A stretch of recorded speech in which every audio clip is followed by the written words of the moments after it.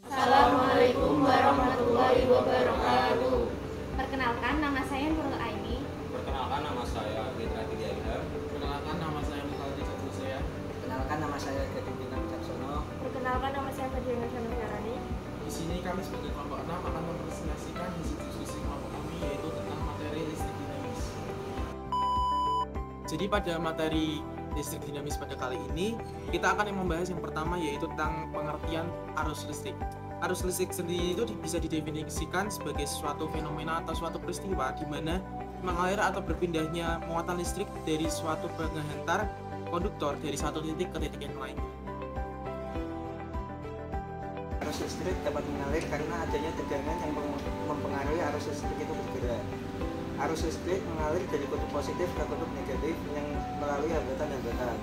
Makin besar hambatannya, maka besar arus listrik semakin berkurang. Begitu juga sebaliknya. Maka setiap medium dapat mudah menghantarkan arus listrik belum tentu, karena bergantung pada jenis medium konduktor dan isolator.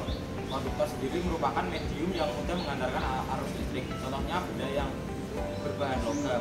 Sedangkan isolator merupakan benda yang tidak bisa atau sulit melakukan perpindahan arus listrik. Contohnya kaca dan kayu.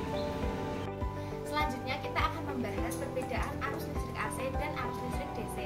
Arus listrik DC mengalir satu arah dengan rangkaiannya, sedangkan arus listrik AC akan berbalik arah ketika mengalir di suatu rangkaian arus listrik. Kemudian arus listrik DC cenderung lebih stabil dibanding arus listrik AC. Besarnya arus AC cukup bervariasi terhadap waktunya, sedangkan arus DC besarnya tetap terhadap waktu. Arus AC aman untuk mentransfer listrik pada jarak yang cukup panjang, serta bisa memberikan lebih banyak kekuatan ketika transfer arusnya. Sedangkan arus listrik DC tidak bisa melakukan perjalanan yang jauh karena arus DC akan melemah dan kehilangan energi ketika jaraknya semakin jauh. Contohnya apa, Kak?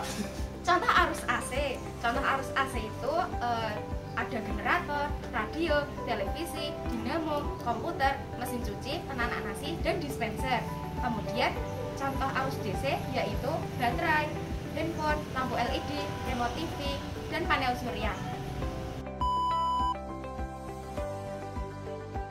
Kak, mau lanjut presentasi ya? Kan udah selesai. Belum. Di sini masih ada besaran-besaran yang ada dalam materi listrik dinamis. Besaran, apa aja tuh?